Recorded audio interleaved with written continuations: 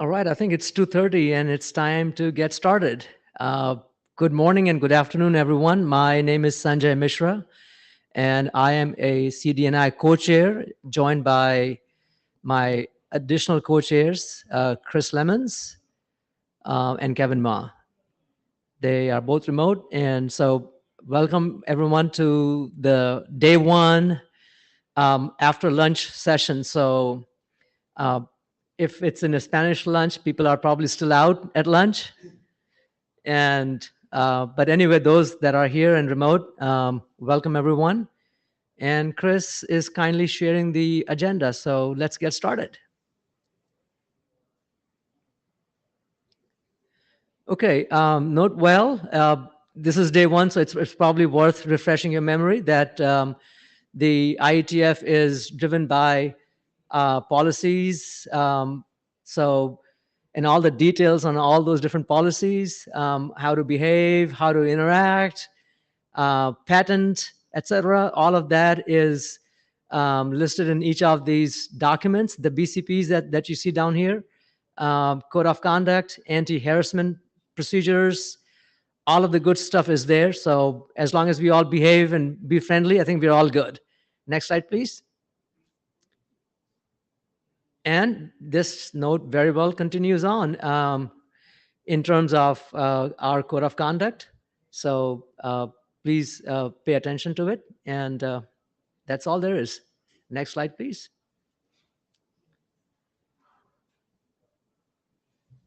Okay, these are IETF 123 meeting tips. And I think if you're here, then you're all good. Maybe we can move forward with the next slide. And we do the same. Okay, here's the real stuff. So this is agenda. We have tried to pack all of that into this one slide. So if it is small, apologies. So what we're going to spend some time is at the onset, we're going to spend some time on the charter discussions and recognize that we've got one draft, which is almost an RFC to be. And we're going to talk through potential documents that are ready for working group last call. So we're going to talk through those. Slight change in the agenda. We're going to move protected secrets ahead of edge control, just so that we can marry that conversation and also the charter conversation while our esteemed area director Gori stays here. He has multiple conflicts, but he has graciously accepted to be here for the first few minutes so that he can partake in those conversations, and then he has to run over to the other sessions. And then we're going to go through the in-flight drafts that we have, as you see there. And then we also want to look at the number of documents that have been submitted as individual submissions and sort of talk through those and where they stand in terms of call for adoption. And so we'll spend some time on those documents. So that is the agenda. But I just want to quickly recognize that RFC 9808 is almost ready. So great work there, Ben and Andy and Neer.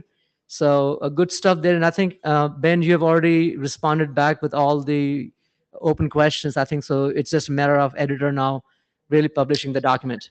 So Yeah, good work there. they brought back the final changes for us, so we're just going over it one last time before final approval at this point. Okay.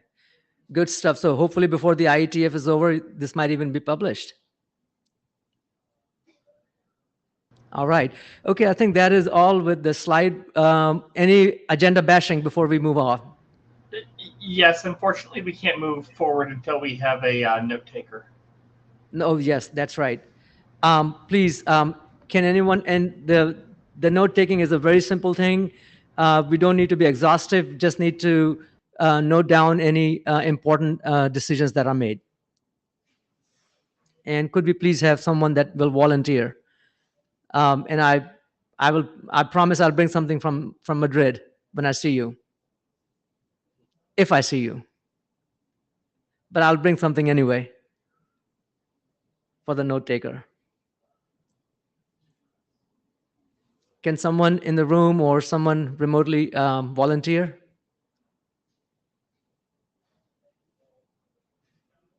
as I said, just have to record important decisions and agreement that we make.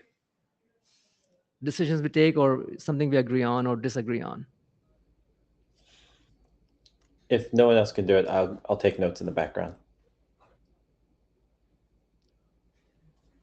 Thank you, Kevin. Okay, so let's get started. And I think, Chris, you're on the agenda. Indeed. Okay. This is going to be real simple. We hashed out a charter that we felt like we were happy with at the end of last IETF. But we've run into a little bit of a conversation around getting that actually through and approved. And we wanted to have set aside some time with Gory here to think forward on how we are going to go forward on the charter. So here's what our existing charter has. Rather than pull out all of the charter text that we've hashed over for a while, I've summarized it here.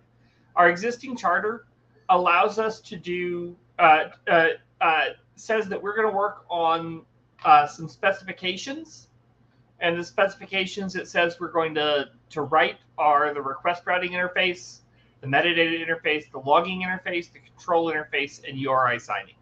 And of course, the charter goes into more detail on exactly what each of those things are.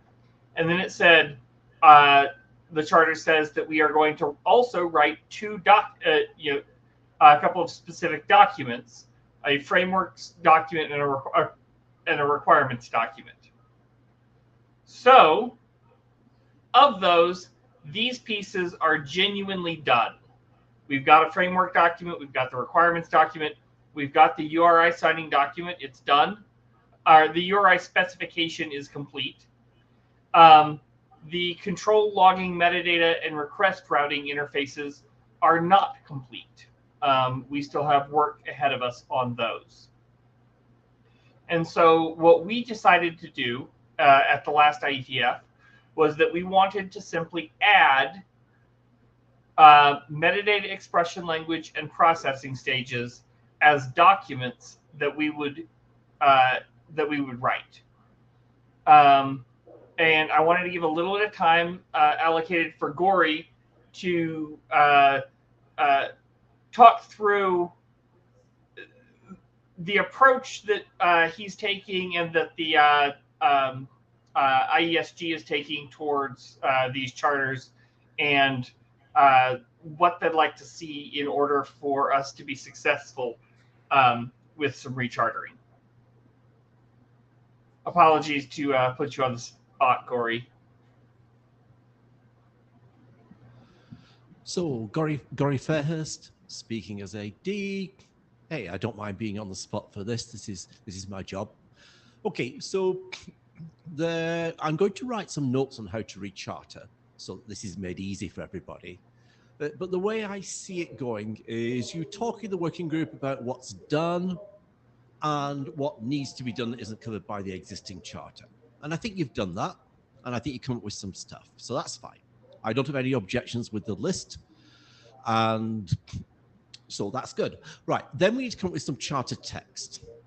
And this is a kind of piece of text I'd like to craft with the working group chairs for the working group, so we need to get this right for everybody. And we need to remove stuff you've done.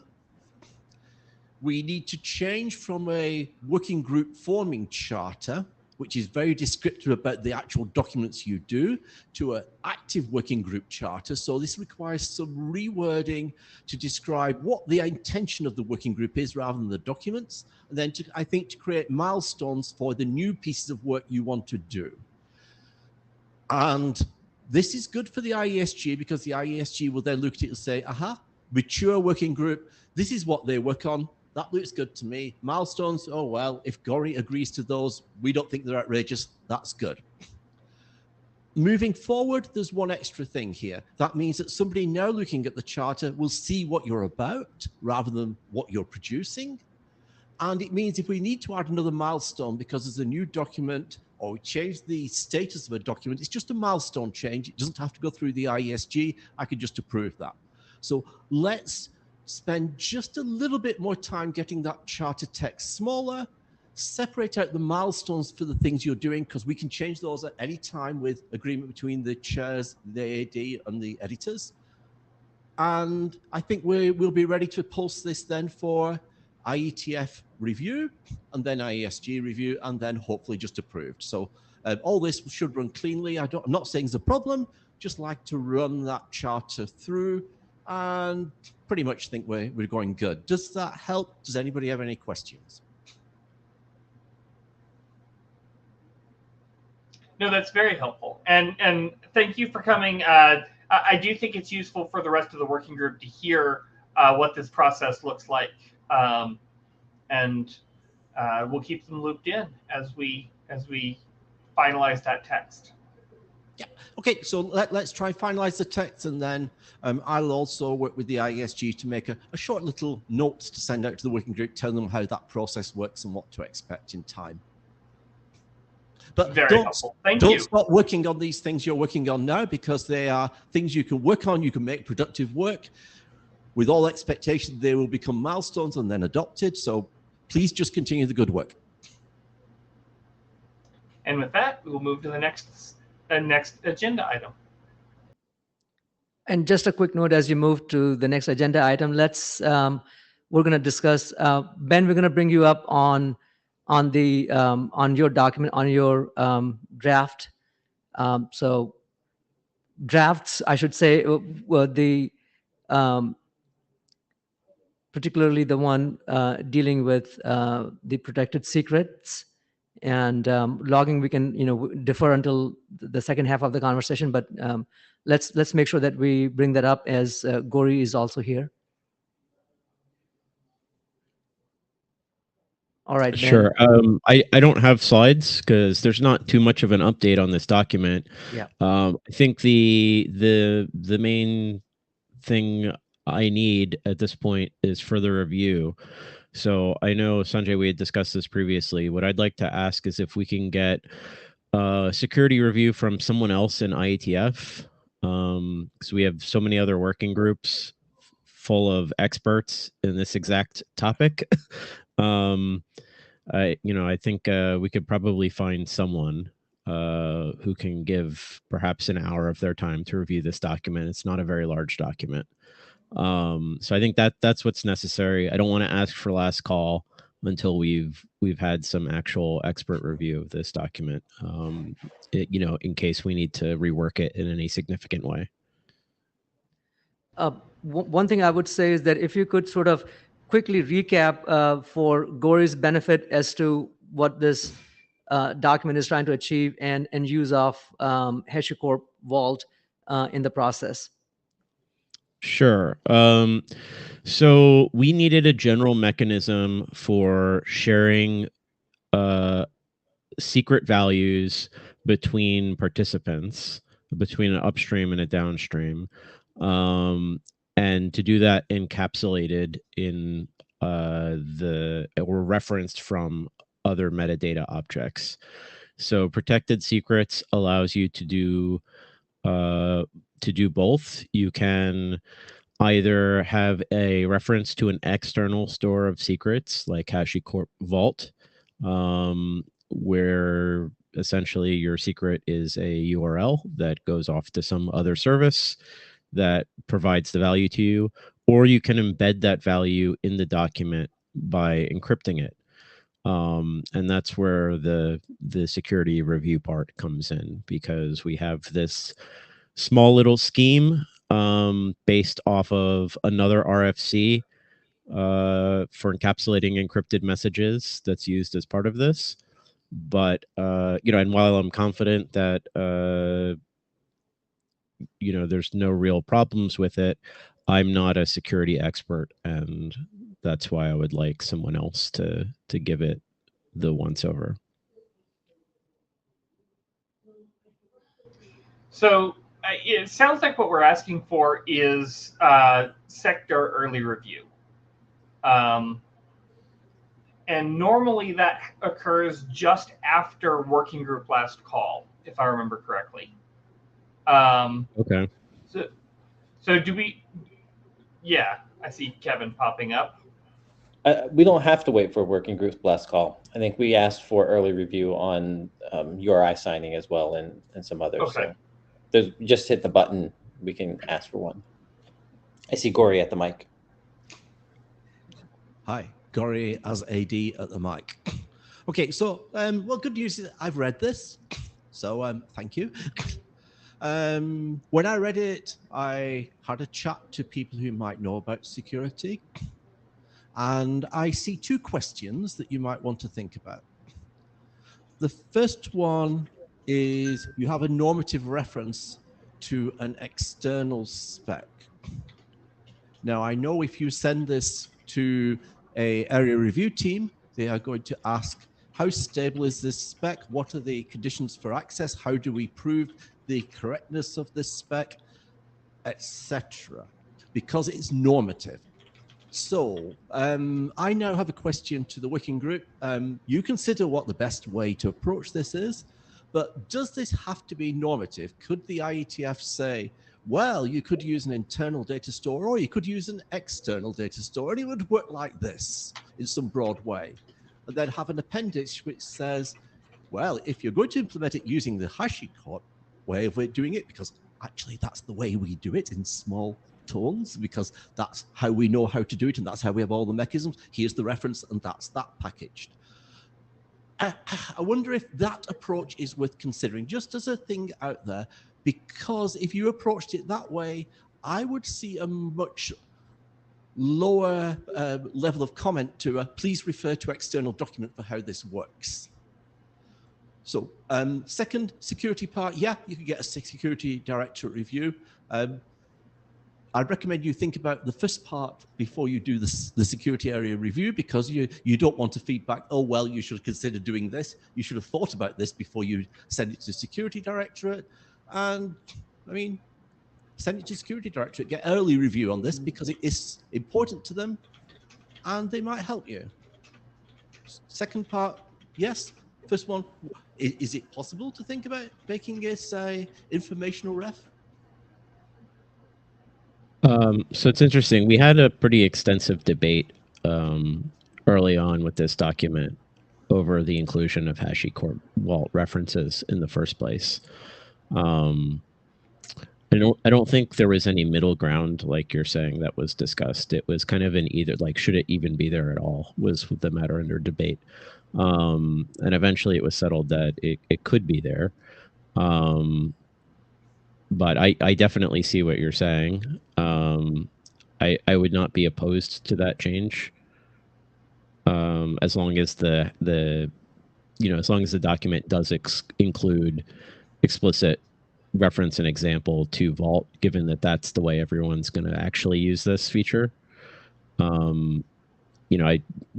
we define the actual reference itself is not that big a deal to me.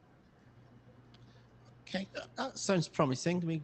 So, part of the struggle that we ran into in the conversation that we had was that implementers, whatever secret store they're using, they have to effectively know the technical integration details of that specific secret store, right? So, like, you can't actually implement this without a secret store, and the secret stores don't interoperate, right? So that's okay. I mean, you say what is required of a secret store, what is needed, and then you provide an example of how to do it with a particular secret store. Usually when there's only one example in a standard and that example points to something which is accessible and known to people, it gets a lot of credibility with the implementers, and you maybe find there is no other interoperable version of the spec apart from the one that implements that example. In this particular case, if that's what the working group wants to do, then that's fine with me. But there is a rather awkward dependency on a particular company's product in a spec, and I don't see that sitting well with the IESG, probably not in IETF last call either. So I would be concerned with the current text. So please ruminate on it. I have, yeah, good examples are good examples. And if it's the only example, then maybe it's the only example. Does that help? Yeah. Okay, I'll sit down. Thank you, Gory. Thanks, Ben. So I think you have something to consider, and then you can basically, Ben, reply back in the mailing list of what you think steps should be in taking this forward. And if based on that, then we can make a quick call on the early sector review. Sounds good. You said you also wanted me to say a quick few words about logging. Yes, I know we didn't include that in the charter, but I think just wanted to see, where you are at and what you're thinking about, Yeah. in terms So of I just want to say on the that the working group. logging draft is not dead or inactive. We're actually doing a lot of work on it over on the SVTA side. So there are some major new features that I'm drafting for that right now, particularly custom fields, custom record formats, and sampling. So once I finish the text for that, and which should be in the next month or two, we'll get a we'll get that draft posted to Data Tracker, and we can consider it at the next IETF. Okay, I think that sounds like a good plan. Thanks for the update there, Ben. Sure. Okay, so I Is there think, any Kevin, other we should be questions? back on the agenda. And I believe Alfonso is next.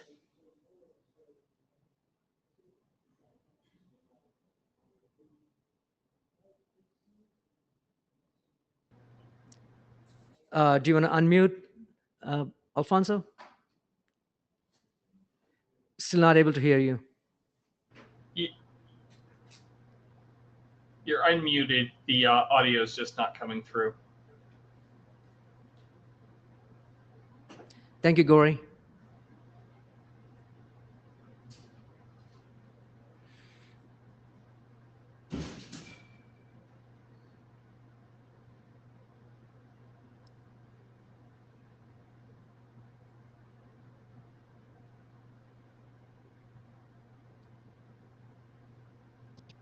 Did you give your browser permission for? You did. Okay. And your audio is unmuted on the screen. Nope. Nothing yet. Really? Yes. Okay. Yes. Better. There Thank we go. you. Sorry for that. Yes. We hear you. Okay. Thanks, Jay. If you don't mind to pass through the slides, or maybe going. Okay. You can either say next slide periodically, or you can. There we go. You've asked, which lets me grant. So next.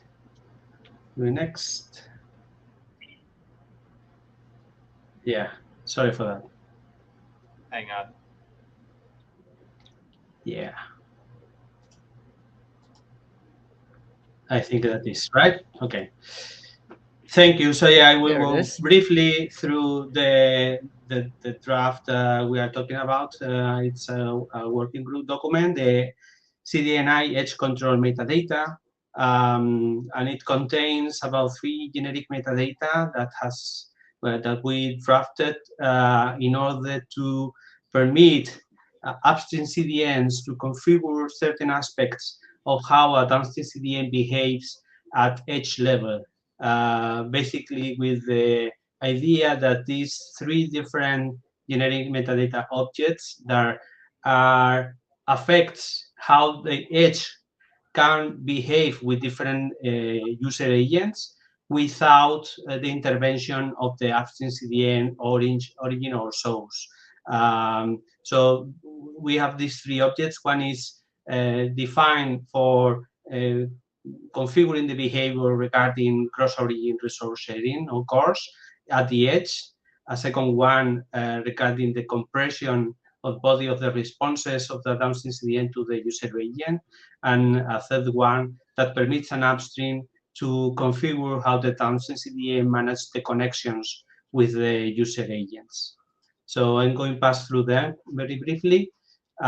Basically, with the cross-origin policy, MI cross-origin policy generating metadata, it permits the upstream CDN to configure different behaviors on how the downstream CDN will add or modify the response headers for cores according to different rules. One of the things that's, if you read the document, that sometimes is confusing, but is because the concept of the origin header, because sometimes this gets confused on how a CDN uses the term origin. In cores, in cross-origin resource sharing, the term origin is a header, a request header that includes the information of who is the element or the role that is generating this cross-origin request, and basically is equivalent to the referrer header in the request. And then this information must be validated by the downstream CDN, such if the upstream CDN permits connections or requests, including a specific pattern of origin request header, then the downstream CDN is able to generate the response headers that the cross-origin specification requires, for example, access control allow origin and others that are included in that specification.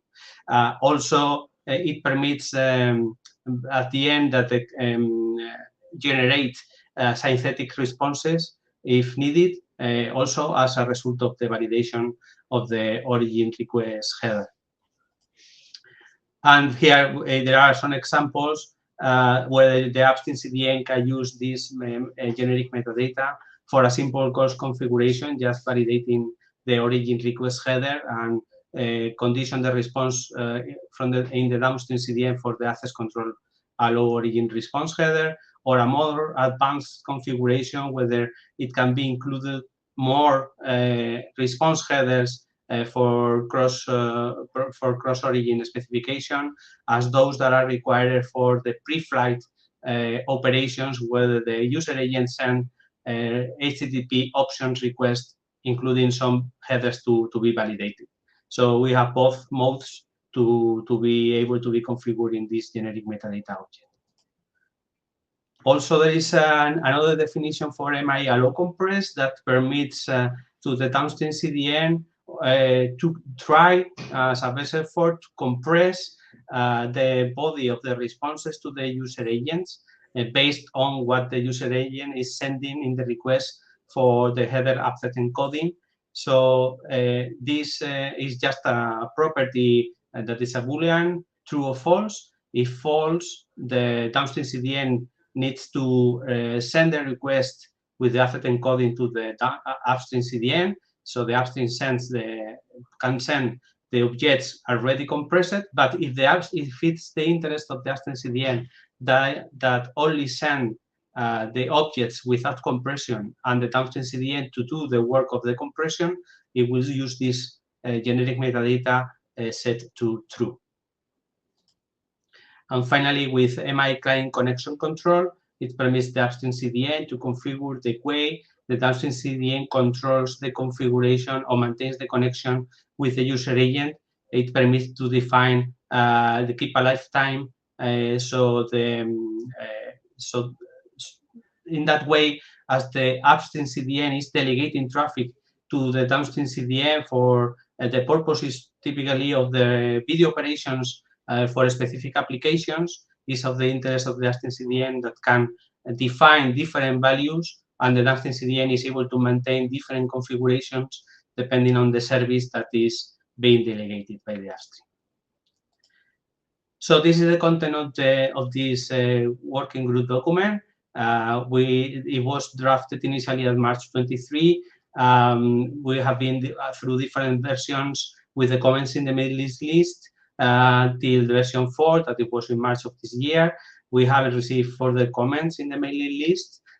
So at this moment is why we kindly ask for moving this draft to the working group last call and to see if we receive any more comments. I invite you to read the draft and keep these comments if it's good for you.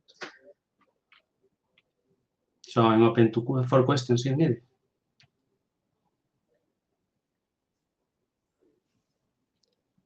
Yeah, so I think this, thanks for the recap here, Alfonso. So yes, the version 4 reflects the comments that were posted last. And I think document is ready for working group last call, and maybe we can do a show of hands to see if if that's what the working group thinks that we should be moving forward towards.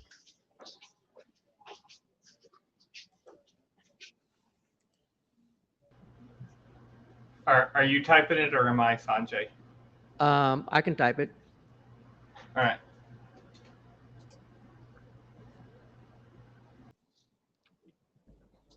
I typed it. Okay, good. Thank you.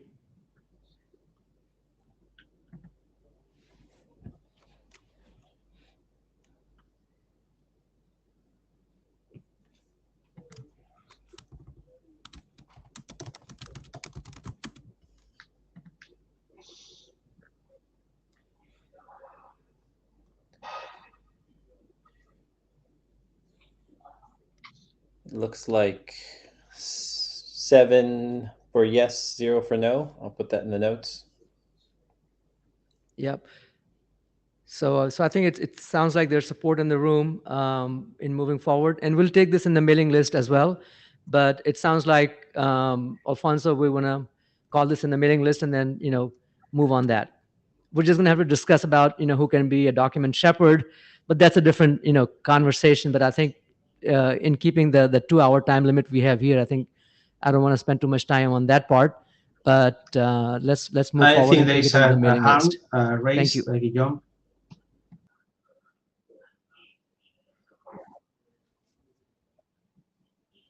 Okay. Yes, I didn't see. Thank you. Guillaume, please go ahead.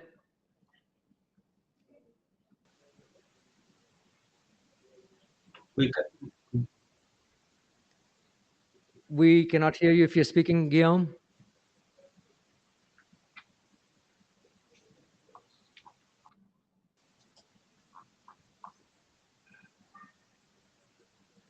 Still no voice.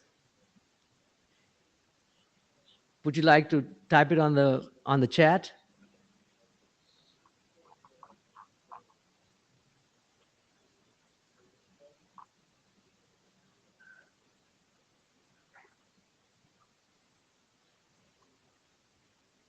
Okay, why don't we come back, Guillaume, when you sort out the audio?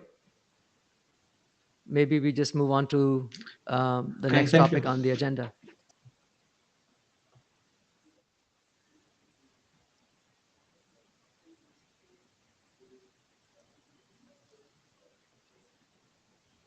And I believe Alan is next. Yes. So is my audio working well? Yes. Wonderful. And I'm sending an email now as well. All right. So first topic is the triggers draft. So next slide, please. So we published the draft number 16 back in February. So Kevin's review, which we really appreciated, was very detailed and thorough review on, I think, both little things and big things, came on early July. So there was a back and forth on the mailing list. So what I want to do today is to, I guess, kind of provide some recap of that.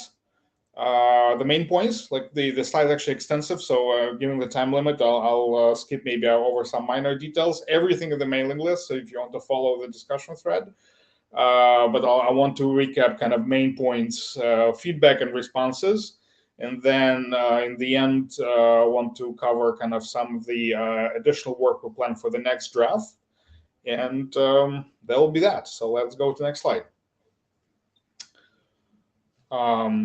So I think important topic that has been raised is I think is first, and that's kind of it's related. The first topic is the spec introduces a number of INA registries around objects that we introduce in the spec, and one first topic is what kind of level of requirement of management that we want. Do we want this in the future to be managed by RFC? Meaning that future, my understanding of the topic kind of really new to me. So my current understanding that the discussion is, do we want another RFC to change this going forward, or we allow specification, there's a specification required policy, which means that possibly the registry could be modified by another specification, for example, a CTA specification. That's, I think, first, and this and related is a topic of which are the features going to be mandatory for us. So I think that what we want to move forward is the core objects, which are trigger specs and trigger subjects and URL types. We want to require them to be RFC managed, and this is specs are the type of trigger specifications. That's URL, CCID, regex, objects, and such. So subjects are the three main subjects of the triggers: is Persian, validate, and preposition. And URL types, because we feel that this is something that going to be changed to that, could have additional implications in the document, so we can't really have another specification manage that. We want the RFC manage that. So if there is like next version of the spec, that's where it should be changed. And two objects that we think that by definition are such that allow extensibility and do not, the impact can be contained. And that's why we don't want them to be we want possibly third parties to come in and specify new objects. So these are trigger extension and object lists. Trigger extensions, by definition, trigger framework. It's extensible, so somebody wants to extend it and specify elsewhere, I think it's okay. An object is really a format that we support, and we have a list today. Again, a new format comes along. This is just that, supporting that format. It doesn't change the core framework by itself. So that's kind of the first part. And second, what is mandatory? And that's related. Is that okay? So out of these objects, what do we require the specification, compliance specification, to be to support? And I think that what our position is that we should really go back on the requirement. And Kevin, you noted that like previous spec kind of required all three trigger actions to be supported. I think that in the interest of adoption, so to provide as much adoption to the spec and really be adopted as a specification for cache management in the industry, potentially beyond interconnection, but just have a standard spec for cache management for CDNs. It's clear that multiple CDNs today do not see the business need to support all actions. Many of them certainly will support purge only. In other cases, maybe there is no need to do invalidation, or we can see maybe some CDNs only doing prepositioning. Seems like we don't want to mandate the same level as was done in the version 1, but mandate just one of the actions. So any one of them would be sufficient. And accordingly, on the trigger specs, mandate the minimum spec, which is URL, which is really provide a list of URLs,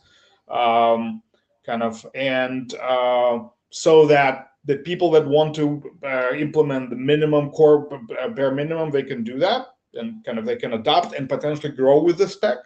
And people who do need richer specification, richer capability, they have the ability. The spec provides rich tool set for those who are interested in the advanced use cases, object list support, preposition policies, and trigger extensions in there. But we want to make sure that at least whoever is doing cache management, they have basic functionality, that they have the home in the spec, and they will implement that. And again, potentially grow with that. So that's kind of on action the specs. On trigger subject, even more than that, we think the mainstream implementations will only implement one, maybe two, but certainly they will have to have. There is going to be separate, or in some cases, going to be separate implemented kind of instances. So the spec allows for separate content and metadata, right? So if you are managing content objects, you have an interface. If there is an interest to do that for configuration metadata objects as well, that should be possible to manage those under separate instance, and specs supports that. So you can actually, again, choose one or and have multiple endpoints that will be advertised under FCI. Certainly around trigger extensions, we want to be, by definition, don't want to mandate anything. So I see Kevin on the queue here. Yeah, so that's the message. So Kevin, please. Yeah, thanks, Ellen. On the first one, I don't think it needs to be RFC. I think we did RFC because it wasn't originally designed to be extensible. I think we're going to design it to be extensible. We might as well make it spec required so people can extend it without having to come here and without having us to rev the whole doc again. But I'm obviously open to whatever the working group is interested in doing. That's just my suggestion. On the second part, I agree. I guess I agree that everyone shouldn't have to implement everything. I'm not sure how we pick which ones they should and shouldn't. But I do think the spec needs to be very clear on which ones you do have to and why. And that will make it easier for folks, or at least our intentions will be clear. So I think the working group should decide which ones we think are mandatory, and we can debate those, but we just need to make those clarifications for sure. Yeah, I fully agree. I think that my point is that kind of I agree with the need. I think it was very valid, important question to ask and to answer. So these are the suggested answers. We'll take kind of think we'll put it forward in the next draft. This is just a direction we're going with. On the RFC spec, I think that my understanding that if we allow kind of non-RFC spec to kind of manage registries that are kind of that are core to the spec, I think that may pose an issue. So I think that those are kind of that. So there's not kind of level of scrutiny so much as that these registries are core parcel, real part of the spec.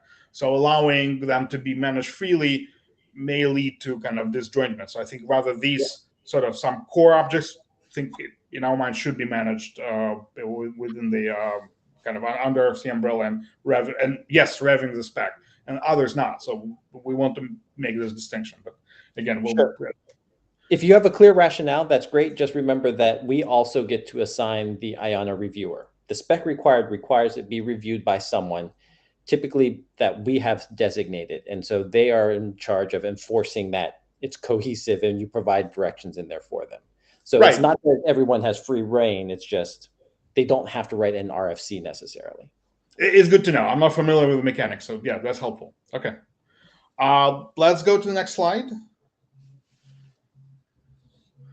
I think we skipped over one. No. I guess important point, and again, some of those points are not really just even changes, but maybe clarifications that were needed. And I want to maybe repeat them because sort of people are trying to understand the spec. These are important points.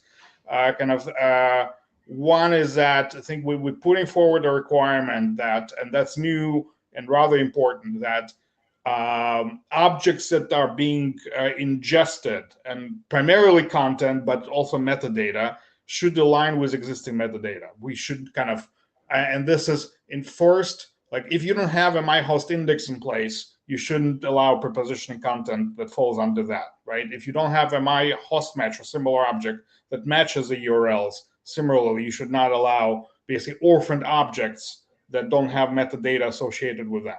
So this is kind of first thing. And also, this is where we enforce the multi-tenancy requirements. So if there is videoexample.com kind of managed by ECDN-B, ECDN-A shouldn't be allowed to preposition objects that are actually managed by somebody else's metadata. So this is kind of the tightening a bit of the ship. So that wasn't there before.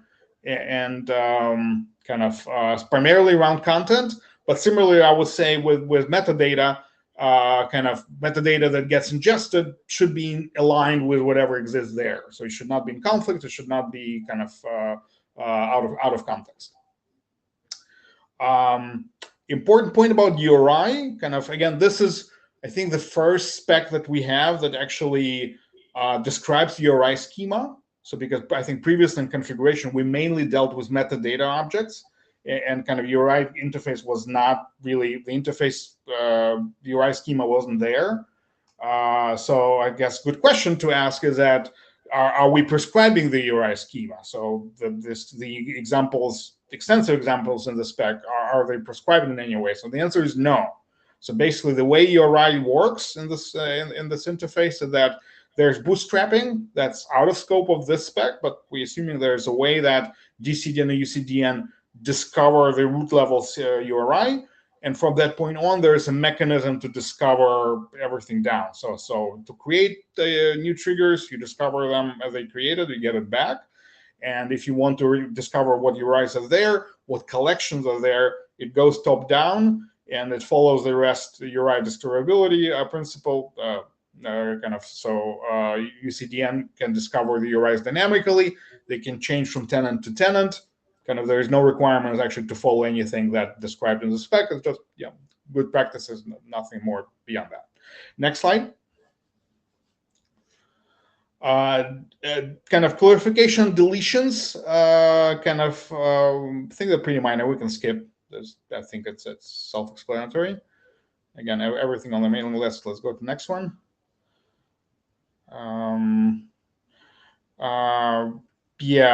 So there is one corner case that came up, and that kind of, we tightened the language in the draft 16 around support for cascading and triggering, cascading of triggers.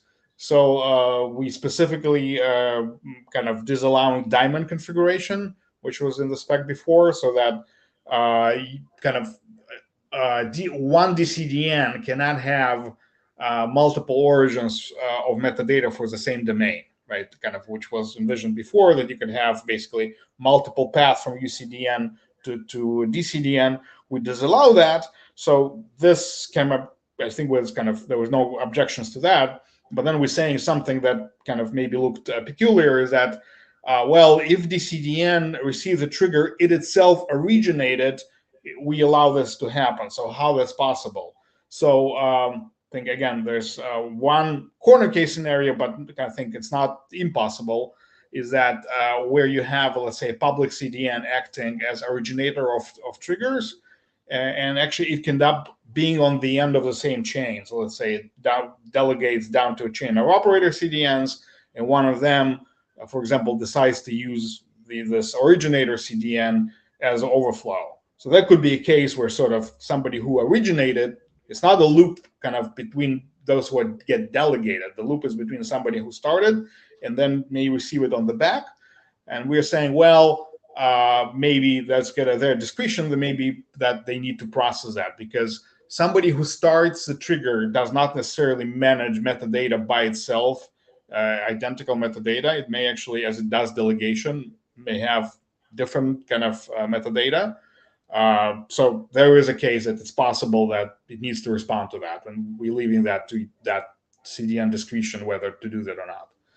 But just, I think, was just important to clarify that how that's different from kind of loops and chains that kind of we disallowed before. Next slide. Important topic. I think it came up on the list before.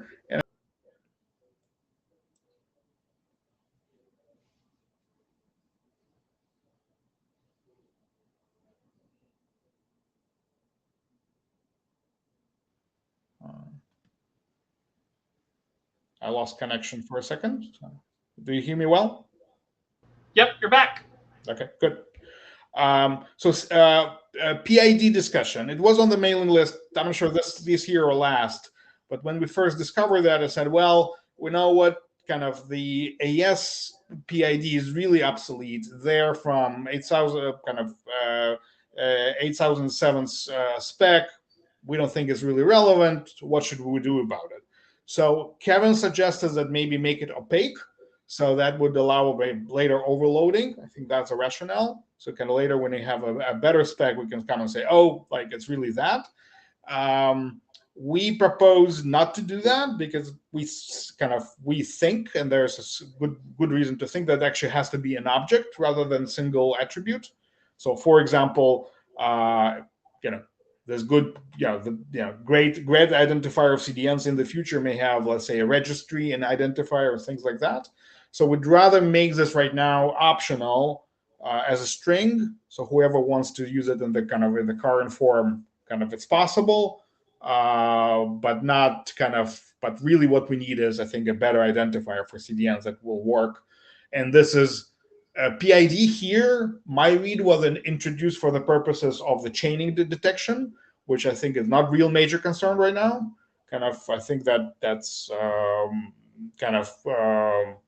the chains I think we're observing are really short if they exist. So I don't think that's a real concern. We do need that for other purposes in the framework, like authentication, authorization, and I think we need to think it through. So I'd rather wait for that to be specified, and then we can bring it to this spec if needed. This spec is not in a major need of having great identifier. So I think we just allow the legacy format, make it optional, but otherwise march on. Next slide. Location policy. So there's been a bit of back and forth among me and Jay and Kevin.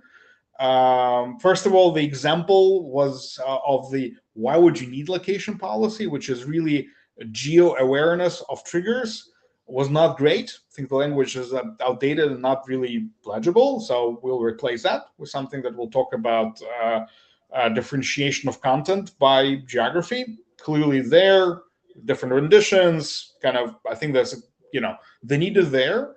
If this is the best way to do this, I think there is certain disagreement. I feel that similarly to what Kevin was saying, that I think it's a rare situation where in CDNI we violating this boundary of separation of concerns on CDN boundary. We're saying UCDN can tell DCDN what to do on specific cache nodes, which is not something they're really dealing with anywhere. So that's probably not the best one, but it's simple enough and have enough value so we can just leave it as is.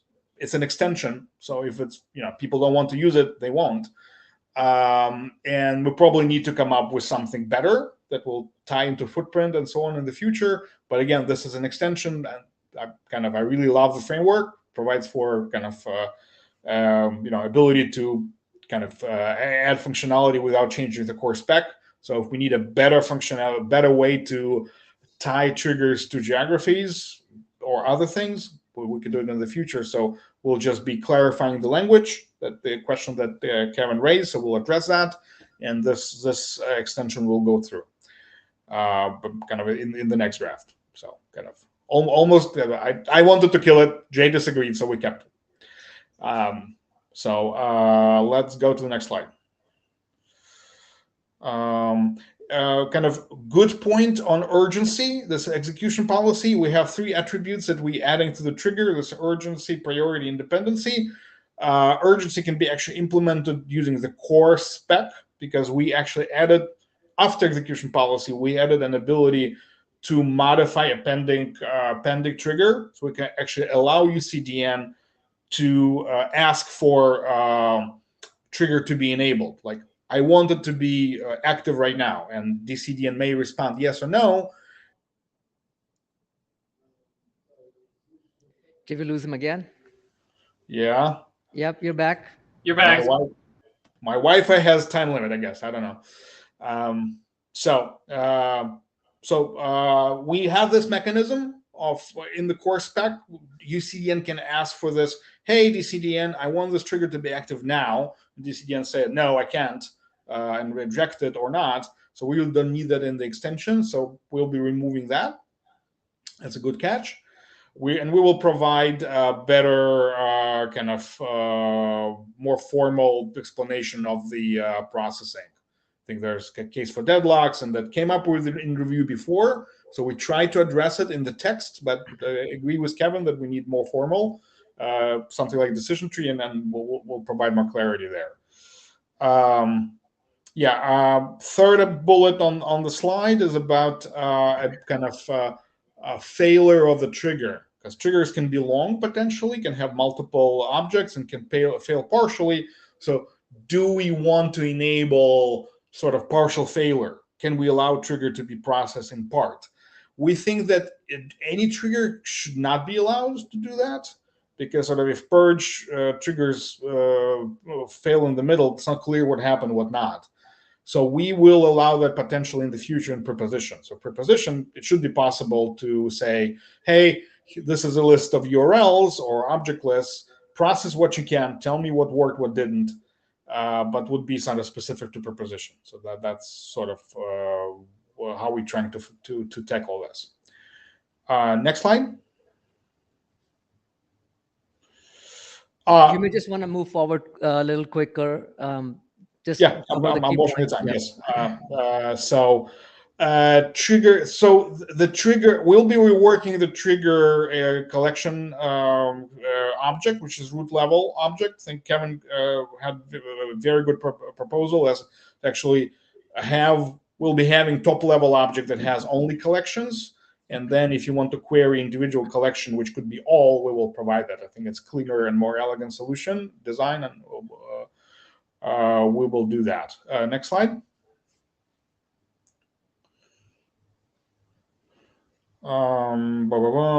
We'll clean up versioning. I think that we will have to have registry for versions. So we're kind of talking about version 1, version 2. We want to have actually a registry for that. Kind of provide clearer language on what it means. Is that if particular version, basically what we want to say, what's advertised is supported. So if we support version 2 triggers for preposition, so that's what it means. Let's say if something is not on the list, that's not there. So and we talked about what's mandatory, what not in the beginning. So that's kind of addressed. Next slide. Just a quick question. Yes, Sanjay. Clarification. So when you say that you'll have version 1 and version 2, so does that mean that the current RFC 8007, which does not have that notion of version, so you will go back and update the IANA registry for everything that was in 8007 would be version 1, and what you're adding is version 2? How would that work? I think what we want to say, we want to it's really about advertising. So version 2 adds a new capability to advertise different endpoints, right? So we can advertise an endpoint, a URI, for version 2 content triggers interface, or version 1 metadata interface. So we could do that. So that's kind of, so it's not something that changes the initial spec, but now we can say, if you have a version 1 legacy metadata trigger endpoint, you can discover that we can advertise it using this version 2 mechanism. So we can say. So technically, basically, the version 1 is nothing but RFC 8007. So if it's version 2, then it's this, and if not, then it's 8007. And if in future there's version 3, then there would be version 3, version 2, or 8007. That's what you're saying. Correct. Okay. Yep. Thanks. I'm clear. Next slide. Yeah, so there was some example of this object was incorrect. Kind of we aligned it with others. So that's just good catch on the syntax. It was not clear for good reason, because the text was not clear. We're changing. We lost him again. And I'm back again, I hope. Okay. Yep. Next slide. Right. So there's some INA. So we'll have to add some sections on FC advertising. So let's go to last slide, which is version 17 draft. So certainly there's a lot of work incorporating this. So there's a lot of editorial feedback. Kevin, thank you very much for this. Like, as much as we did this, grammar grammar check and whatnot. There's still the spec is extensive. There's layers of editing on this, so kind of it's great to have another pair of eyes. But also a lot of material changes. I went through, I think, most important ones, so we'll do that. And we're adding 4 minor issues kind of that came up in the meantime in the CTA discussions and kind of require core. So whatever we adding is something that really needs to go to the core spec, and kind of everything else would go to trigger extensions. So kind of we'll rely on really using that more in the future. But kind of in the core spec, we adding attribute that will allow kind of seeing a number of nodes that process a trigger. So together with object count and object size can give a kind of indication of kind of success of the trigger. If that like process 100 nodes and came back with 0 bytes, we kind of, it says a lot simply without complex things. We adding label support to object entry and object list. So therefore, we can then kind of refer them in trigger extensions for selective processing. And that kind of, with this, we understand that if object list is a format, we need a version. So if we're adding something in the future, we want to be able to say, this is version 1, this is version 2, because sort of just like you have with HLS and dash and so on. And lastly, enhancement to the execution policy. There's a gap.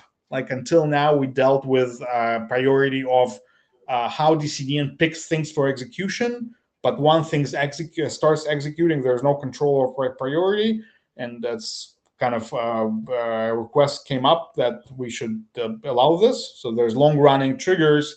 There should be a way for UCDN to come in and say, hey, you have this preposition running for 2 days. Here's some urgent catalog I need to push right now. Prioritize that over whatever you're running already. So that sort of priority, that is not just priority of the pending queue, but also priority of execution. And we'll use the labels to do that.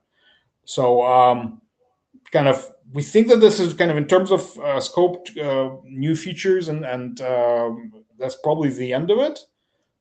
We think that kind of whatever work kind of came out of the cache management interface at the CTA will be wrapping up at CTA very soon. So we don't envision kind of any new things we want to add. Certainly fixes and like corrections that came from Kevin's review. So please, kind of, if you have the strength to read through this pretty lengthy spec, would appreciate kind of review, both in terms of editorial review and certainly a conceptual review. So please review. Jay and I will work on the version 17 to publish it soonest, and that's what's next on that.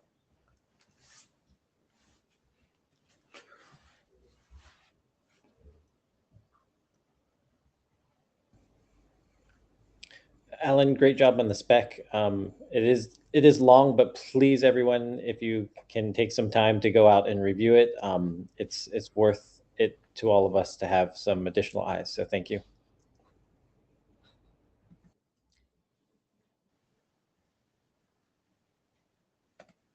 Yeah, thanks, Alan. I think this is definitely, I echo what Kevin said. So we definitely need someone other than Kevin to also be reviewing this document. So I think we may have to call that out also on the mailing list, that we need some reviews done.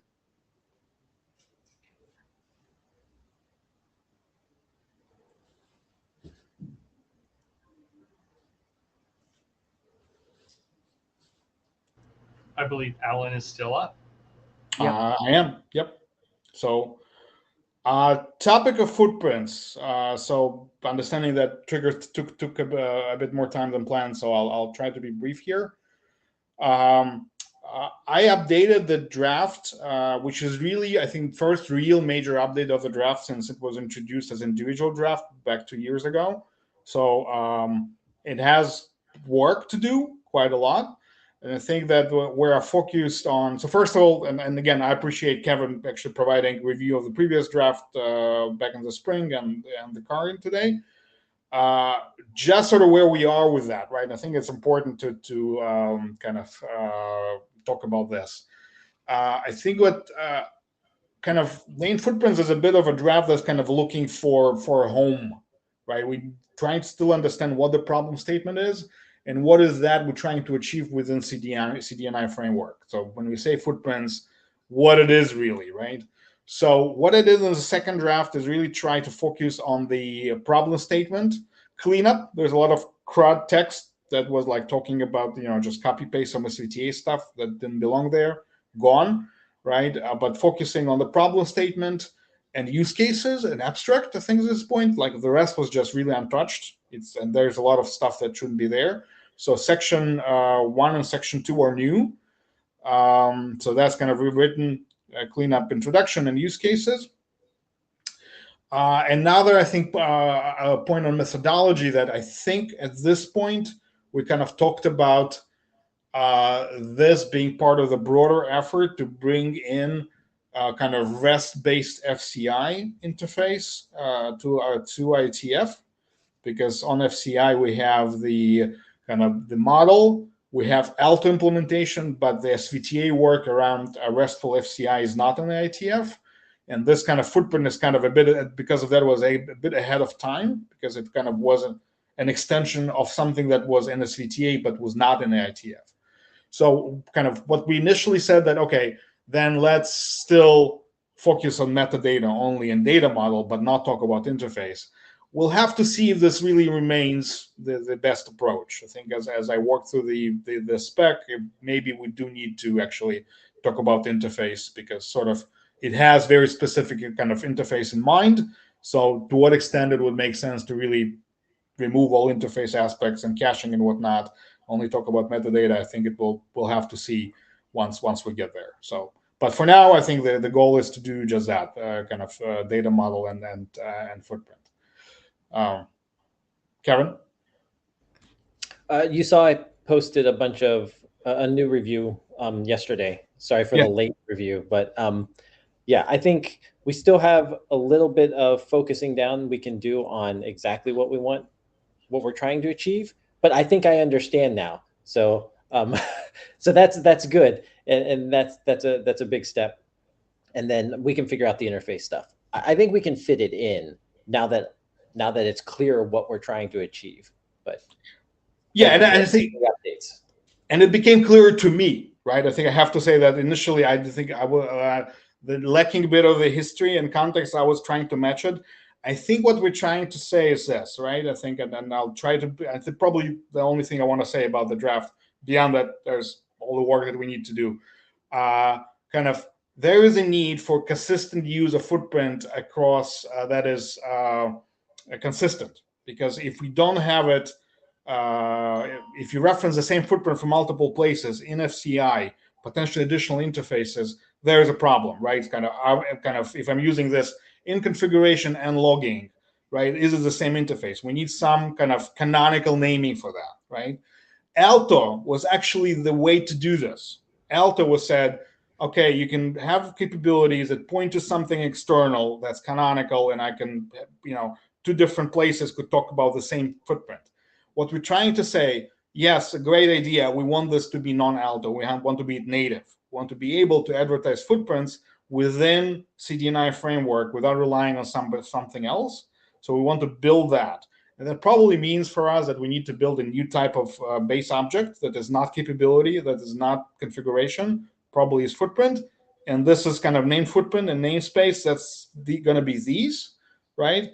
And then we'll point to these objects from FCI, from capability, but also I think maybe, but very likely from others, like from triggers, from logging and so on. But we'll have these objects that can be referred to, and this is kind of the core.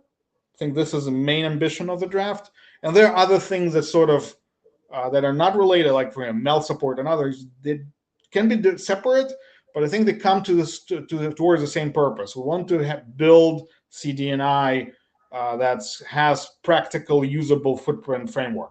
And some of that is that canonical naming, but there are other things that we need as well.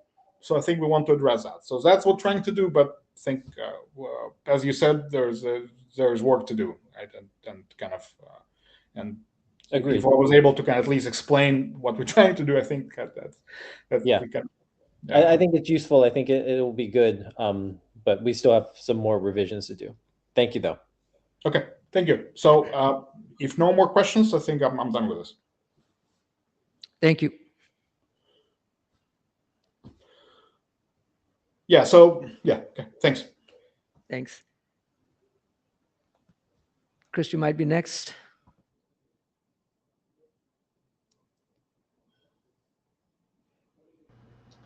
All right. So I'm going to be presenting on behalf of Glenn, who has not seen or approved any of these slides. So any errors or omissions are my fault. All of the work is his. But we want to discuss client access control, where it is and where it's going. So I did a high-level review of this document. It was adopted after 119, and it's already been updated twice this year. And so let's talk about some of the feedback and the changes as a result. I did a very high-level review, not a detailed one, and had four observations. First, that this is 3 documents in a trench coat. It's got normative references to SVTA documents. It has some things in it that maybe should be registries. And the client auth metadata really didn't have much meat inside it. It was basically a stub. And so this is how they were addressed. Looking at the latest documents, the first observation was met. Documents aren't free. These are extremely related. It's fine. And so that is probably fine. The normative references to the SVTA documents were replaced with references to the IETF docs. So that's good.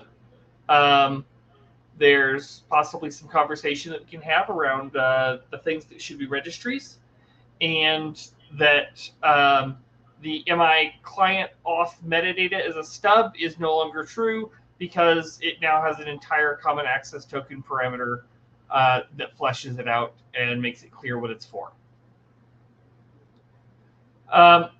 So the first of potentially brief conversation topics.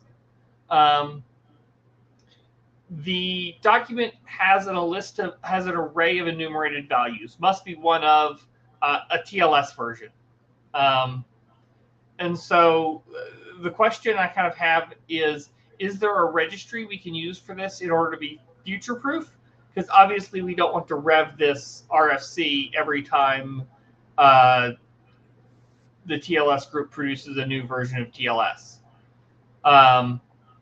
So if we don't need a registry, or if there isn't a registry, we probably need to define our own. So I'll stop there. Do people have any feedback on whether or how this could be a registry that we can provide back to Glenn?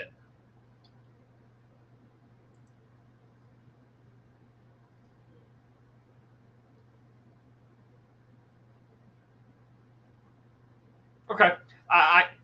Gil. Yeah. Can you hear me? Yes. Woo! Finally.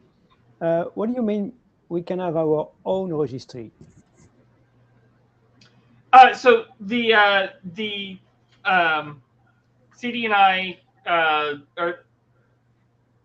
the CDNI group has registries that we have requested IANA create and maintain. A good number of them, actually.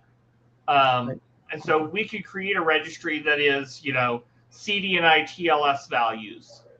But it feels kind of weird to say these are CDNI TLS values and they should always have the TLS versions that are defined by the TLS working group. But I'm not sure I've seen another registry that clearly future-proofs it. But if we don't have solutions to hand to them, then we'll continue to solve that one on the list. I did want to ask the question, is there a benefit to having a way to say or better? So right now we've got, you have to specify what versions of TLS are acceptable. And you can enumerate all of them if you want. But that creates a risk of ossification where everyone says, everybody knows that the thing that you put in this field is TLSV 1.2 and TLSV 1.3 if you want to have good secure delivery. And then when TLS 1.4 comes along later, everybody has to go back and update their array to allow TLSV 1.4, right? Now that comes at the cost of, if you do that, if you say, or if you make it so that people tend to say 1.2 or better, then when TLS 1.4 comes out, if it's a problem, and it shouldn't if the backwards compatibility works and all that jazz, but if it's a problem that 1.4 comes out, then you could wind up causing a backwards compatibility problem. So I'm really not sure what the answer to this question is, but it felt like a question that the working group might have opinions and thoughts on.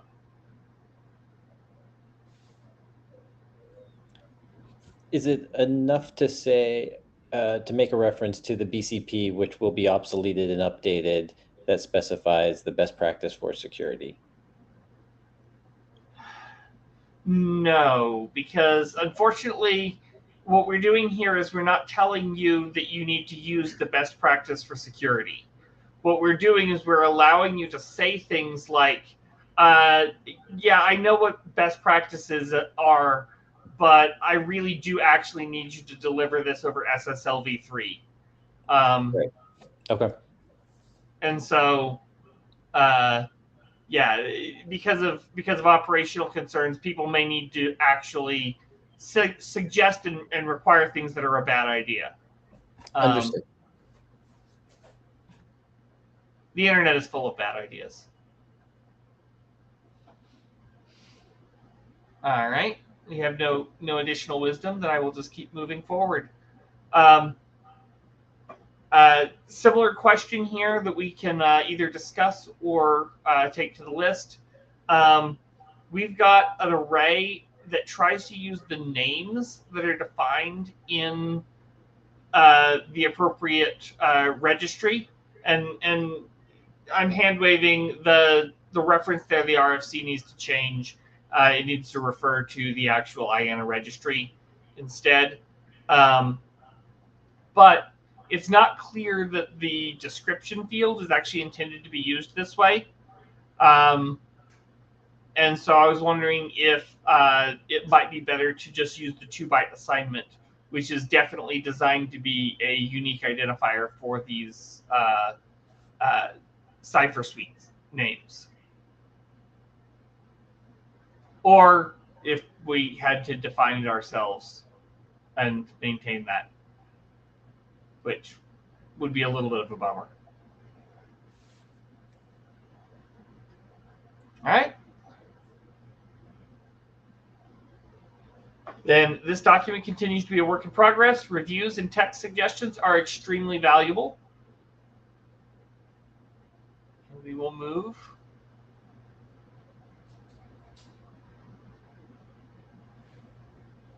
to cache control. All right. So, is the mic on? Can you hear me at the back? That mic is not on. Yeah, that mic is not on.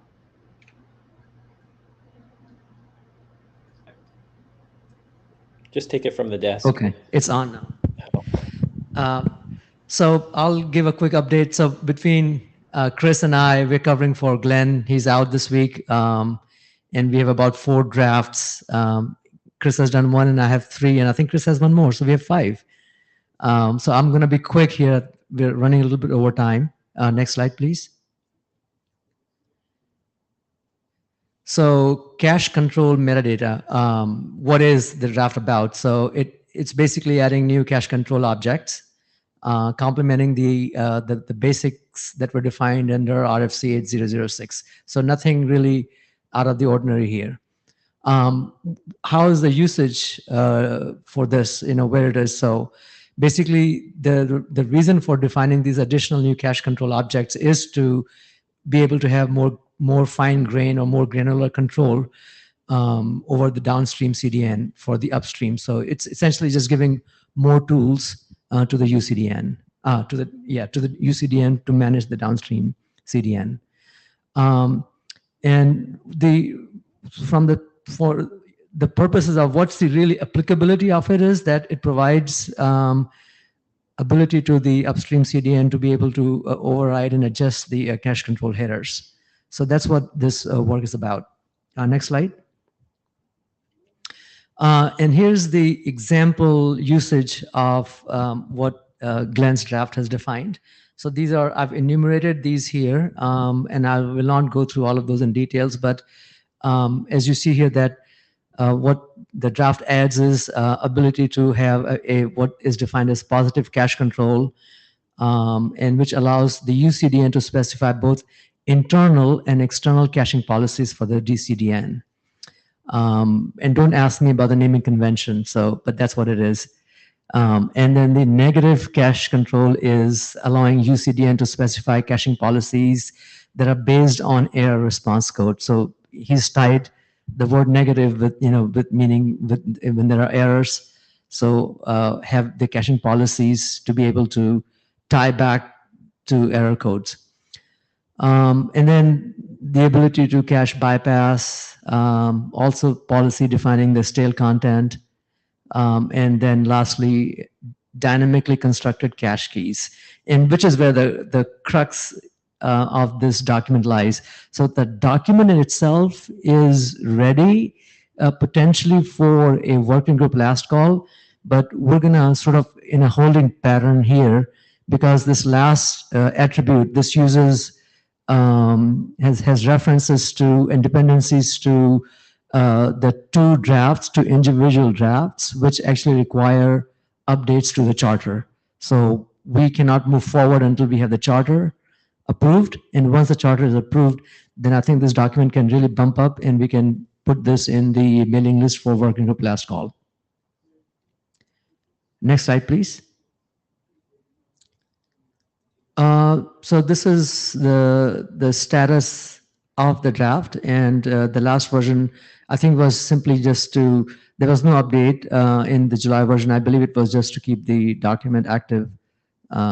So that's it, and we're just waiting for processing stages and the metadata expression language to be promoted as or adopted as working group draft after the charter is done. So I think that's about it on this draft. Any questions? All right, so I'm going to stay here because I think I have the next two documents also. Again, as Chris is bringing this up, these are the two drafts, individual drafts right now, awaiting the approval of the charter. And we have to submit the charter also because we did, as you probably heard in the beginning of the session, that we've got some more clarifications to do on the charter text and then ship it over to Gori for him to take it to the ISG. Okay, so let me just walk through quickly here these two documents. So processing stages, what is this draft about? It is about defining a set of objects that can be conditionally applied at various points, at the various stages in the stage of between the traversal from the client to the DCDN to the UCDN to the origin server. So those are the 4 stages that this draft design is designing, and it uses the metadata expression language to implement it. Next slide, please. So as we talked about in the previous cache control document, so this is the usage. It allows positive cache control, allows the UCDN to specify both internal and external caching policies, etc. And all, I think you saw all of that. Next slide. This is the processing stages that I was just referring to. I think the previous slide was probably just a carryover from the caching slide, my mistake. So this is really the slide number 2 of the processing stages. As I said, there are 4 stages here, and the intent of the processing stages is that there can potentially be opportunities to modify the rules when it is appropriate. So when you have a client request coming into the downstream CDN, there can be rules on the inbound client HTTP request prior to sending out to the origin. And then likewise, that's from A to B. And then likewise, the response is coming back from the origin as they come into the cache before they're served from C to D. There could be an opportunity to do any updates on the headers. So that's really what processing stages is doing. It's a pretty simple draft, pretty straightforward, and that's the whole intent. Just that the fact that the synthesization was not really explicitly covered in the charter, so we want to tweak the charter so that we're clean in terms of complying, taking any work that is compliant to the charter. So that's all there is, but the document itself is pretty straightforward. Next slide, please.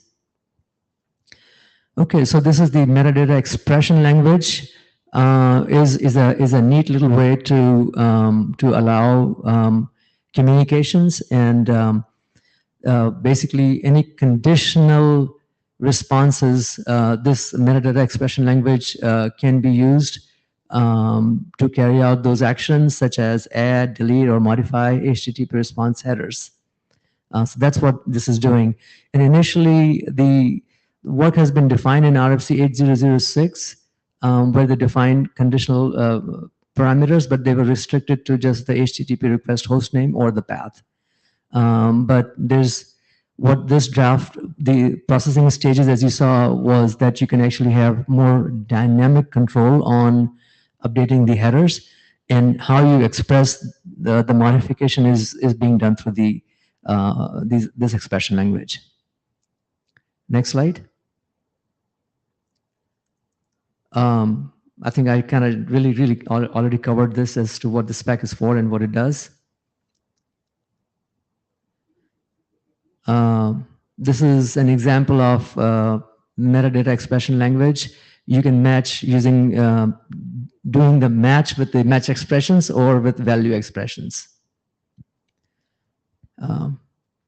So the next steps on this draft is we just need to tidy up the charter and then send it over to Gori. And I think we have a pretty clear instructions from Gori as to how to go about it. So we will, Chris is going to update the charter, send it on the mailing list, make sure that it's all good. And then from there, we'll just give it to Gori, and then he'll get this to IESG. And once that's done, maybe we can come back here and ask for adoption of these 2 drafts to the working group draft, and then move forward from there. Any questions?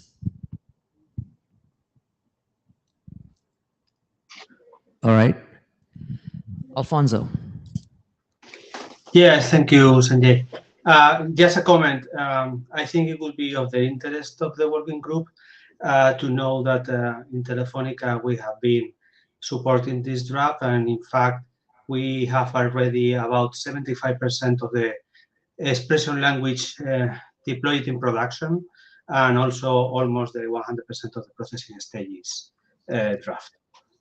Oh, that's excellent. That's very good to know. And we should definitely note of that. So that's very helpful to know that there's a practicable implementation of this already. Noted. Thank you. Thanks, Kevin. Any other questions? All right, then I'm just going to go back, and hopefully I've done the job that Glenn was hoping for. And one more plug, please read the drafts and provide reviews. We do anticipate adopting these once we update the charter, so we can treat them as such and go ahead and give them a read. Thank you.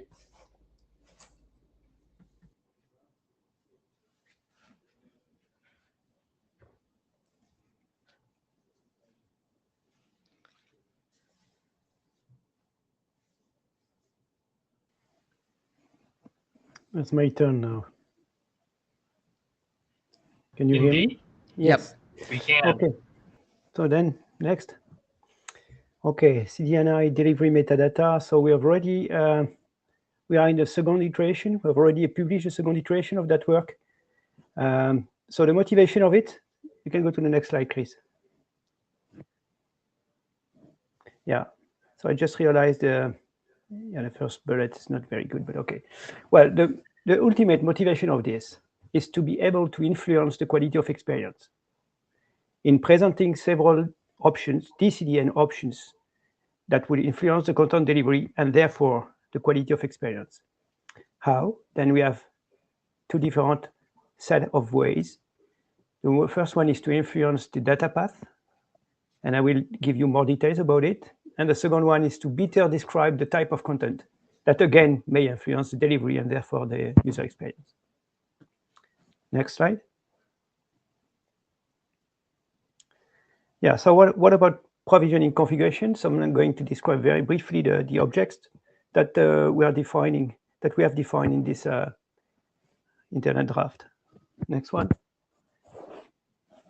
The first one is called OCN selection. So in this object, you have a property called OCN delivery, which is described on the right side of the slide, which basically proposes to select a medium and or an OCN transport. At least one of the two properties are required.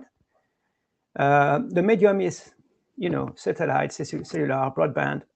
Describe really the medium for transporting the data.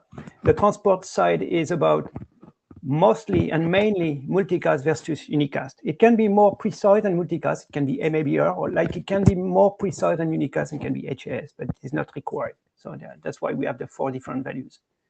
So this is OCN delivery, the property. And then we have the OCN type, which is a string that describes the location of the open caching, of the CDNI node. I don't know how we call it in CDNI, but you see what I mean, right? The cache node, or let's say, yeah, basically. It can be located typically at the edge, but it can also be located at home. So that's why we have this possibility. And again, OCN selection requires that you define at least the OCN delivery property or the OCN type property. Next one. Yeah, the two other properties of OCN selections are OCN selection itself, which is the, let's say, algorithm that the downstream CDN will apply regarding the selection of the enforcement of the OCN type and or OCN delivery properties described in the previous slide. So there are 3 different algorithms, let's say rulings. The first one is attempt or failed. And that means if you, for example, you select multicast, and if the downstream CDN is not able to multicast, it's just return an error. That's it. No configuration, no possible configuration. Attempt or best effort is just about, okay, try it. If you cannot try, then you can continue best effort. And maybe later you will reattempt. And best effort means I don't really care about that. You do whatever you want. And you do whatever you want as best as possible for you downstream CDN, right? So the downstream CDN plays the way it wants, completely proprietary, completely hidden for the upstream CDN. Well, maybe not completely, because at the end there might be some, let's say, impact on the bill. So I will come back later on this one. And then we have the multicast mode. So obviously this property is linked with what I call multicast, and I will give you a bit of insights in the last slide about what is multicast exactly in all this story, right? Which is basically, as you know, CDNI is basically in the mind of everybody and a cache infrastructure. So multicast mode is just something that it's just a property that makes sense only when you select attempt or best effort. And what it does, it says, okay, it's automatic, and downstream CDN, you always try to multicast the most popular content, and I trust that you will do that by yourself, because it's your interest anyway to have the most popular content be multicast instead of instead of unicast. Or you can do that on demand, and then we have an extra API that we will publish that will allow the upstream CDNs to control what exactly should be unicast or should be multicast. So that's it for OCN selection. Next slide.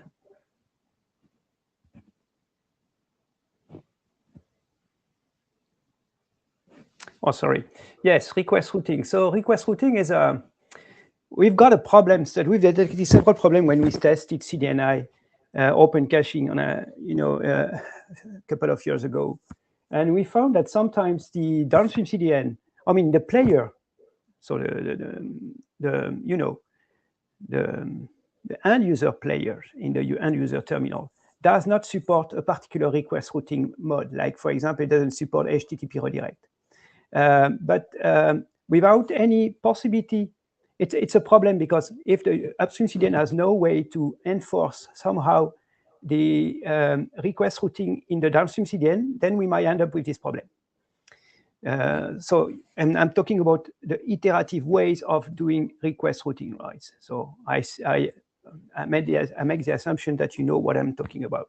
So this object, this configuration object, permits allows the UCDN, the upstream CDNs, to force a particular request routing among those that have been published and that have been exposed by the downstream CDN through FCI. It can enforce one particular mode because it's better for the user experience, of course.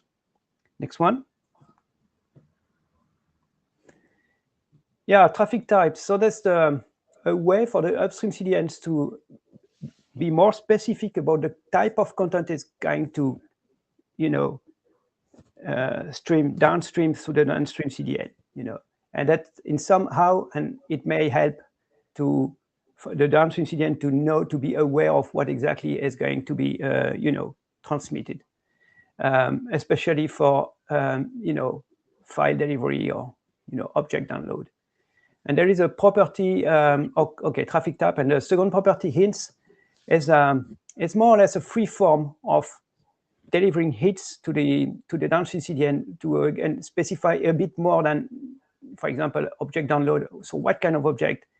We can have more specification, more parameters, let's say, more attributes, and this is specified. Okay, I mentioned open casting. I should not. I know that's the point. Next iteration of this draft I will remove these references, but for the moment, it's something we have already worked out in a specification called open casting.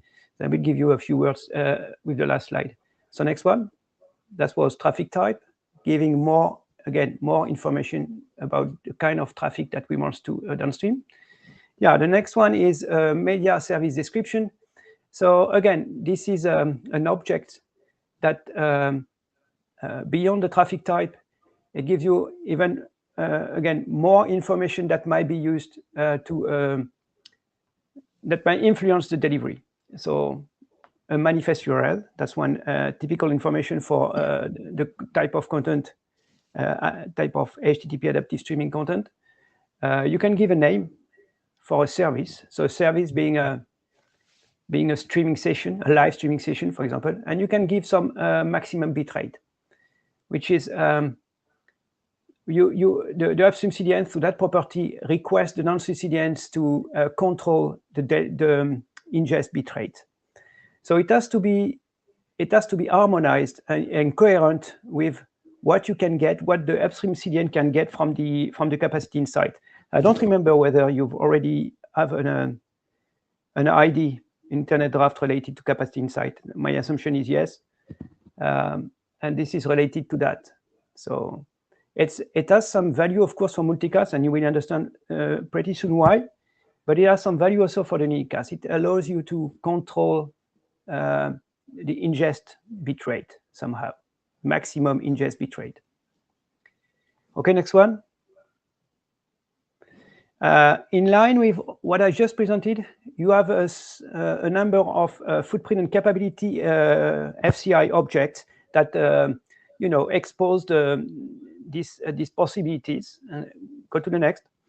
And I'm going to browse them quickly. So OCN selection, of course, is to, you can express, the downstream CDN can give the list of OCN delivery method, that it supports. So it's really in line with what I just presented earlier, right? So for example, you have an example you can vary and understand quickly. It's I support satellite, or I support MABR transport, or I support multicast transport, let's say. And you can also give a list of OCN type, like I just explained, home and edge. Next one. FCI request routing is, again, in line with what I presented earlier. These are the list of request routing methods that the downstream CDN support. Next. And multicast, same thing. Multicast delivery, to that object, we can expose the capacity limits dedicated to multicast, and we can expose the traffic type that we support in multicast. So this is really dedicated to multicast. Next one. Before finishing, I want to give you a bit more insight about multicast interface. In open caching, we have started a work that is the first phase of that work is done. It's under ratification for the moment. So it corresponds to, we can call it a CDI multicast interface. It's called multicast API. So what it is about exactly, so next slide, it's a kind of profile of the CDN interface. So we have the other assumption that in a CDN infrastructure, we might have a delivery infrastructure that composed of CDN caches, which are very small ones that can be located in home, typically in a broadband residential gateway. And these are still cached. We call it nano caches or micro caches. And we need, and the way to feed these caches is based on multicast. And for this to work, we rely on the CDN interface, but just we need a profile. We need to profile it a little bit. We need to say, you need to do that, you need to do that. And the objects are described in this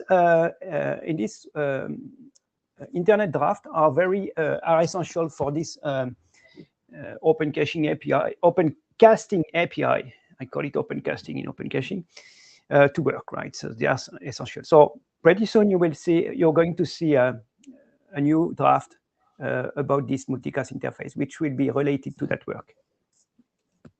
So I'm done. Alan is at the mic, has his hand up in the queue. Yeah, I have a lot of problems with the spec. I think we talked about this earlier today. I think the context is CDN interconnect. There's a lot of violation of the boundary in here.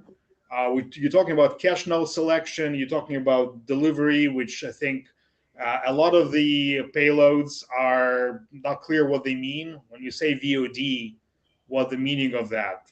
What's the exhaustive list of? Without going into details, because I actually raised my hand on the second slide, but I think just at the end of it, I think we need to rethink delivery in the terms of overlays. You have one overlay and the other overlay, and like upstream CDN, industrial CDN, and then you should think about what it makes sense and adds value for signaling interconnection with overlays. A lot of this stuff looks like internal CDN integration, which is not in the scope of this working group. So I think we need to think about what makes sense. Let's say multicast, like if you have downstream CDN have multicast capabilities, generically makes sense. If you want to talk about footprints, generically makes sense. The moment you talk about caching nodes, it doesn't make sense to me at all. I think first, and also when we are talking about other things and we are kind of talking about traffic profiling, I think we also need to understand what is the outcome of that. What's done differently? I signal this. What does it achieve? Right? A lot of this work seems to me like internal CDN, internal integration, and not external interconnection. So budget at high level. And there is good value of stuff. I do think that if I, as UCDN, I want to know, for example, if a particular delivery is more scalable and multicast based, and I want maybe to enable this. So there are things that I think have value and merit, but I think others have to be reworked and maybe excluded from this. Well, okay, I agree with you that it should be. I mean, if we want to expose that at the CDNI interface or as part of the open caching interface, it's because we found value in disclosing these capabilities or this possibility to the upstream CDN, and we have found value for the upstream CDNs to influence influence the quality of experience, because we think all the let's say all the features I touch in this proposal influence the quality of experience somehow. Again, I think separation of concerns should be, I think, has been a guiding principle, and I think it should remain one, that sort of you have autonomous entity and another autonomous entity, and what makes sense to pass along to be more efficient. I think node selection is not something that I want one CDN telling the other. That's violating the boundary, for example. Okay. Other things as well. Or other things that you are signaling, not clear to me what they mean and what they change. So we need to explain. Okay, what you mean is, okay, if I well understood, if you take an example, because it would be clearer, if you go to the slide, there is no number on the slide, but let's say the first slide. If you go to the first slide, what you mean, if I well understood again, the second one, sorry, MCN, next one, Here, stop. For example, this one. Cellular, broadband, and terrestrial. What does it mean to me? What do I do with this? What is related to my delivery? Unclear to me. Okay, it's fair enough. OCN type. What is again, caching node type? No, I think we have to talk about, and so on. Fair enough. The most important feature here is the possibility to say multicast versus unicast, I think. And so let's stick to what makes sense. I think I agree with you. I think multicast, unicast. It's the rest of it. I don't think it belongs here.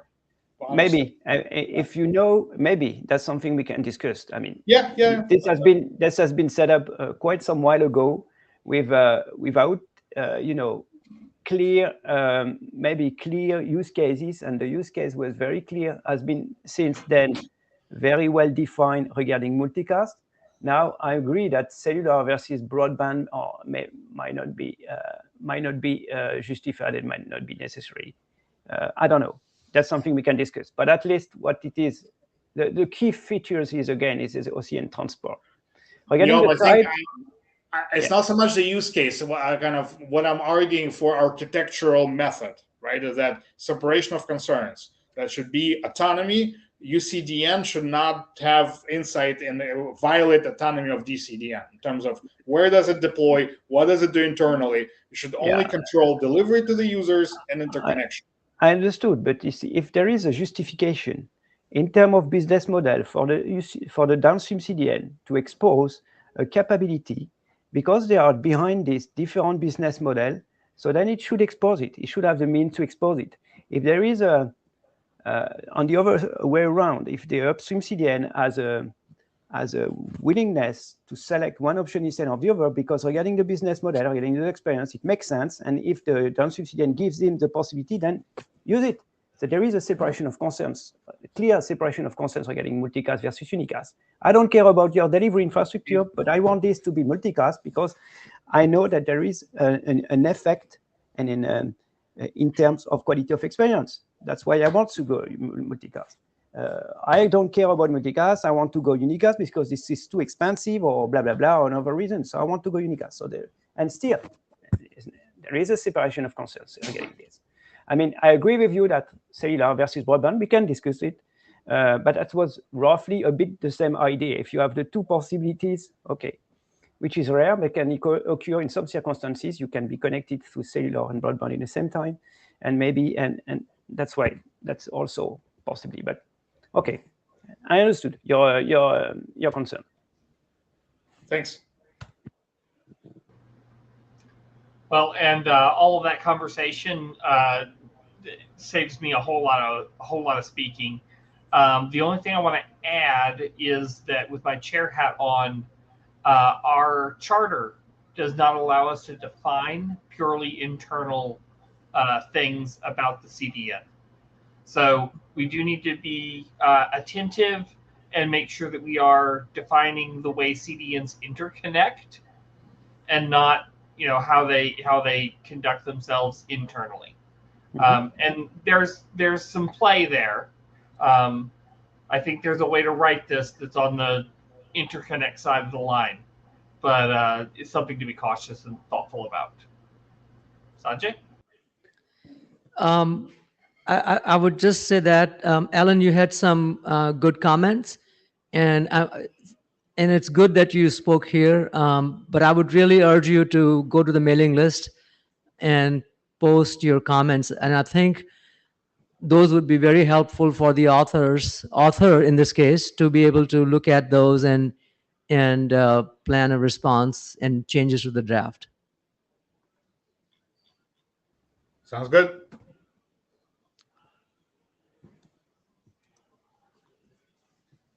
And back to your comment, Chris. Does it is multicast versus unicast something that you consider internal DCN matter, or not?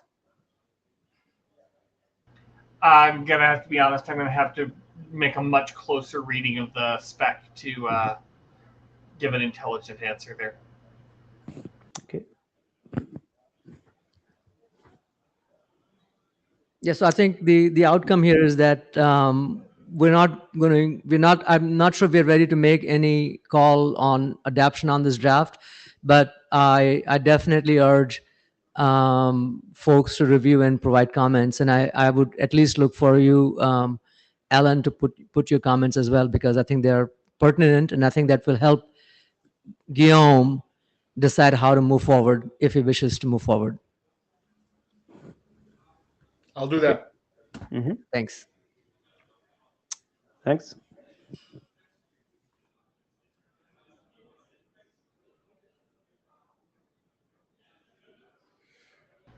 All right, and that brings us to the last thing. And as you will note, I have 22 slides and 9 minutes. So we're obviously not going to read all this.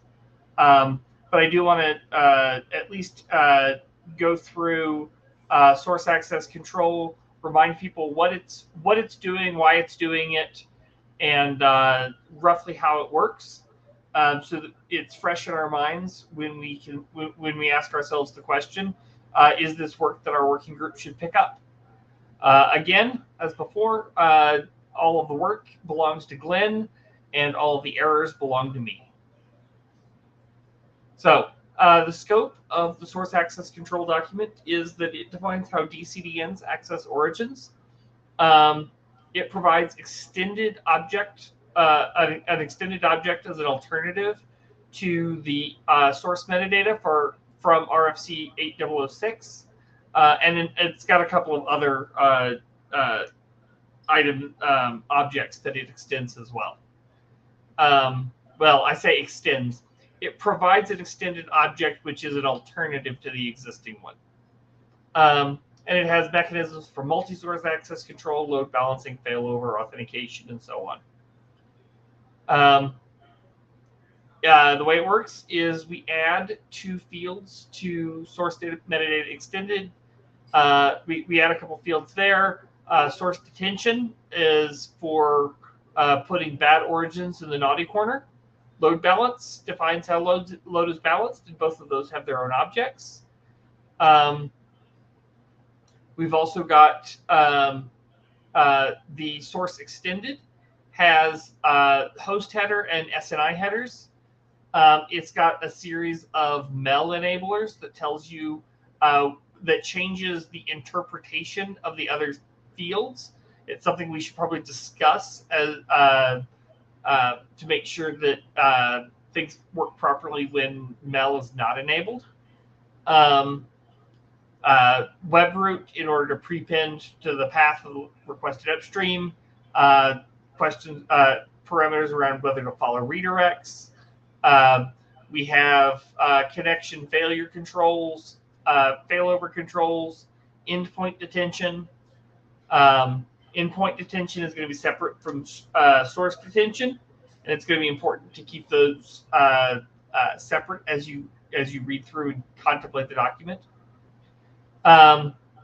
Source connection control is super detailed, and it's got all sorts of details about connection setup, first byte read, ongoing byte read, and what to do if bad stuff happens. How often do we retry? Do we resume from the last byte, and in which circumstances? We've got a couple of timeout actions, which says, how many tries before we call it a timeout. This error state you'll see a couple of places. It's a MEL-enabled error message to return that can be used in other places, like error messages, logging, that sort of thing. We retry connections. We define failovers, HTTP failovers. How many reforwards do we allow there? What do we do when we are refailing? When we are failing over? How is that all handled? And there's a bunch of parameters there. We've got triggers for putting endpoints in detention. Connection setup fail triggers. So what happens if we're trying to if we fail to set up? What happens if we have read timeouts? What do we do if we've got HTTP errors? How long do things stay in the naughty corner if we put them in detention? This is a wraparound an endpoint detection trigger that just has an extra list of error codes. This is unclear to me why it's there, and that's part of my feedback. We've got endpoint. This is just details on when we actually the exact details on when we do these triggers. Something to understand is that we have a very particular processing model here with time windows and event counts and percentages. It's something that implementers are going to have to think carefully about how to implement. A lot of details on what to do when something is in detention. What do you do if everybody is in detention? And when can we take people out of detention early? When we're doing load balancing, we have questions on what the algorithms are for balancing. We've got random content hash and IP hash. This might be a right place for registry. There are weights on them. We have a regex that probably needs to specify ERE. And then we have authentication. Authentication, shared secret authentication with the origin using headers. This is a place to lean on protected secrets if security is important, which it probably should be. This is another place we've got AWS references. This just says use AWS v4 authentication with the origin. We may need to come up with a similar solution to what we're contemplating in protected secrets for roughly the same reasons. And finally, summary is that this gives you very fine-grained control of error conditions upstream, authentication upstream, and the document itself has plenty of stubs and places that need to be filled out. So I just want to leave you with the question that we are not going to ask here, but we'll probably take to the list. Is this work the working group wishes to do? I think based on the amount of effort that's gone into this and the discussion that's happened, I'm confident that I feel happy with what's likely to be the answer to that. Is this work ready for working group adoption? That's perhaps a more difficult question that we should take to the list, I think.